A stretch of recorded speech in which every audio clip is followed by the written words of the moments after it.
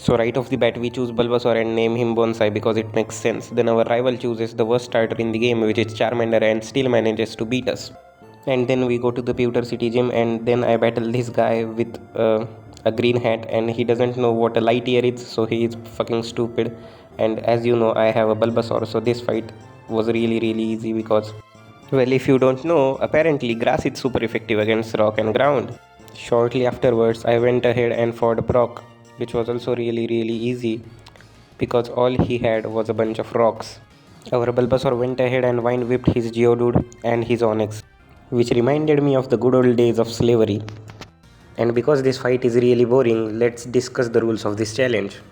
Well, it's not that complicated. There are only two rules. First is I can only use the first stage Pokemons like Pidgey, Rattata, Pikachu, Bulbasaur, etc. You get it. And the second rule is I cannot use any standalone single stage Pokemons like Tauros, Snorlax or Chansey because they are very powerful and make the game too easy. And as you can see, I defeated the mad scientist in Mount Moon and choose the Helix fossil for content. Then right before I enter Cerulean City, I catch a Sandshrew and name him Small Shrew. And then I taught him a move which is going to be useful in future, and that move is Rock Tomb. Then we went and challenged this city's gym leader, which is Misty, and she is a water type gym leader. And I accidentally had my Sandshrew in my first slot because I was training him, but it worked out nice because he gained some XP from this battle, and I know I was going to win because we have a Bulbasaur. And our Bulbasaur went out there and whipped her Staryu with some vines, and it worked out nice. Her Staryu was down in 2 vine whips and our Bulbasaur was down to 36 HP. So I was pretty confident that I could defeat her next Pokemon with only Bulbasaur. But her next Pokemon, as you all know, is a Starmie, and Starmie is a really scary Pokemon. And for me to win this battle, I need some luck on my side, and that luck is landing a Slip Powder, which I did. And then I proceed to regain my HP with Leech Seed while the Starmie was enjoying his naps. After that, the Starmie finally decided to wake up and we exchange some blows, and then I win. And we have already gained 2 gym batches. This game is pretty easy. Then I went and challenged my rival on the Nugget Bridge, who has a Pidgeotto at this point in the game, which would have been a threat if wasn't for our Sandshrew. Our cute little Sandshrew manages to fucking destroy his Pidgeotto.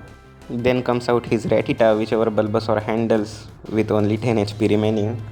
And then because I know the rival is going to send out his Charmander next, I send out my Sandshrew for that super effective rock type.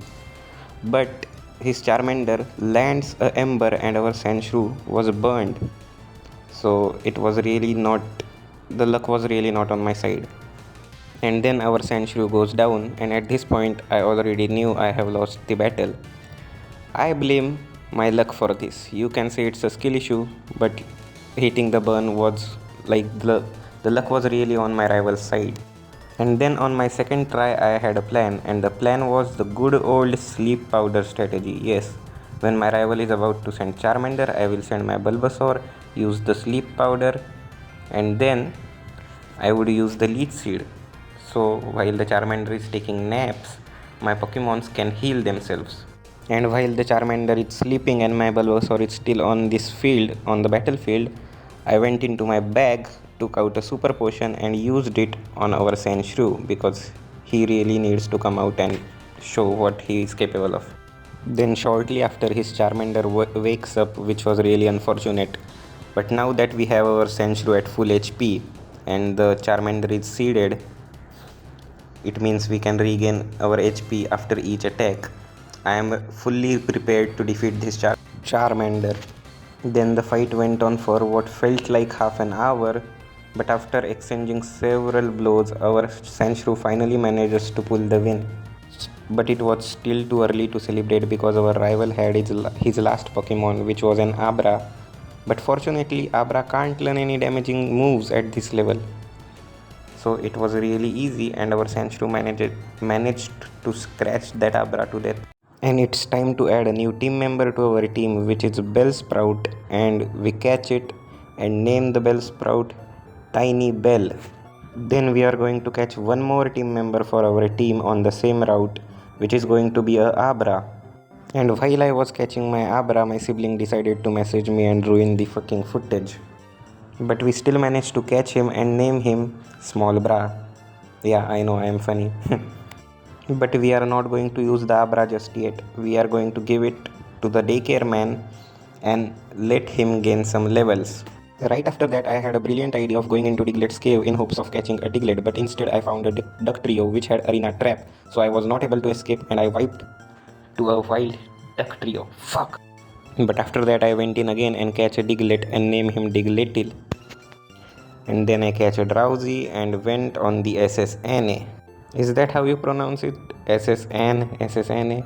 But fuck it, we have a rival fight on this ship, which should be easy because we have 4 Pokemons now, and his first Pokemon as always is a Pidgeotto, and we send in Sandshrew and proceed to knock out that Pidgeotto in 2 hits. Then his second Pokemon is a Raticate, which is somewhat scary, but if you know the lore, the Raticate dies on this ship. Then his third Pokemon was the one I was most scared of, but our Bulbasaur managed to knock him out. Yep, that Kadabra was easy. Then his final Pokemon is his starter, which has evolved into the middle stage Charmeleon by this point. But I used my 200 IQ brain and pivot between our Diglett and Bonsai, which helped our Bulbasaur to tank some moves and use the sleep powder which was necessary for us to win this battle. Before using the sleep powder, our Bulbasaur tanked a Metal Claw and a Ember.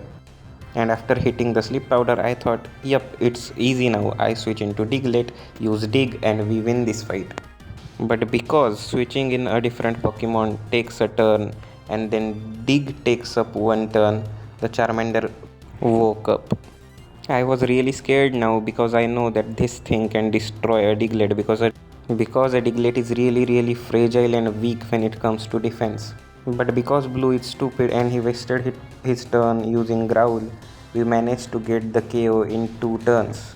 I mean 2 Dig hits. And by the way, you are going to notice so many mispronunciations by me in this video because my native language is not English and I suck at pronunciations.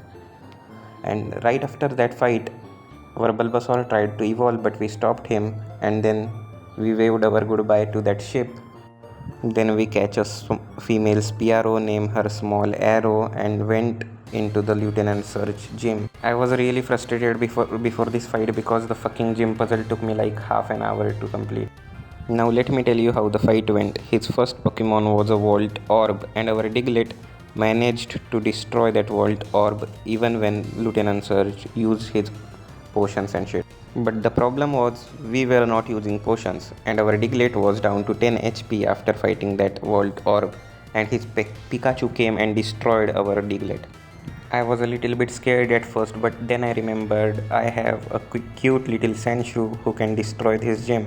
Our Sandshrew came out of the Pokeball, sent Pikachu flying, and then his Raichu tried using some cheese double team strategies, but we landed a crit and we won the fight. It was easy. Our Sandshrew tried to evolve, but we stopped him because we don't want him to evolve in an ugly looking Sandslash. And now we have entered my least favorite part of Kanto region, the fucking rock tunnel. I hate this cave. But after wandering in that cave for what felt like 40 minutes, I caught a Machop and then named him Guts, and we finally exited the fucking rock tunnel. I have sweared a lot in this video. I hope YouTube is okay with it. And I really don't want this video to be taken down. It took so much time and efforts. But back to the gameplay. We went into this girl's house who is lonely as fuck and lives, oh shit, I swear it again, who lives alone in the I don't know where she lives, but we took Fly from her. Then we teach Fly to our Spearow, and then we entered the Erika's gym leader, which is the 4th gym leader of Kanto region if I am right. But yes, we leveled up all our Pokemon and challenged her. Her first Pokemon was a Victreebel, which I was a little bit scared of because it had stun spore and it landed it and we were paralyzed. But psych, I had a plan, and our Spearow was holding a cherry berry, so the paralysis is cured. And then we proceeded to use Fly and hit the Victreebel for half damage. But this Pokemon, it landed a second paralysis I mean stun spore, and proceeded to use acid on my poor little Spearow. But we still managed to live on 21 HP. But now I was scared because hitting a fly through paralysis is a rare thing, but it happened and we defeated the victory bell. But we should not celebrate yet because she has 2 more Pokemon. Our Spearow leveled up to level 27 and our HP increased to 23. Then I decided that my Spearow needs some rest and I took out my Bellsprout and she pulled out her Tangela. I used the time I had to heal our Spearow with a super potion because we are going to need him for Erika's last Pokemon. And I decided to take down the Tangela by using our Bellsprout. My strategy here was to spam acid 4 times and it worked. By the way, I really love the Gen 3 acid animation. Erika's Tangela was also down. She was down to her last Pokemon and all out of potions. At this point, I already knew I have won this fight. And our Bellsprout really clutched and lived on 1 HP and landed a sleep powder. Then our Spearow came out. We used Fly 2 times. The Vileplume woke up, but it was too late. The fight was already out of Erika's hands. I was happy and celebrating the fact that after this fight I would have completed half of the gym quest by earning the 4 batches of Kanto region. So if you enjoyed this video, please like, share, subscribe and comment. This type of videos take so much effort and time, so I would really appreciate your support. But yeah, we have defeated Erika, earned the first 4 gym badges of the Kanto region, and the next 4 gym badges I will earn in the next episode. So if you don't want to miss out on the episode 2 of this series, please consider subscribing.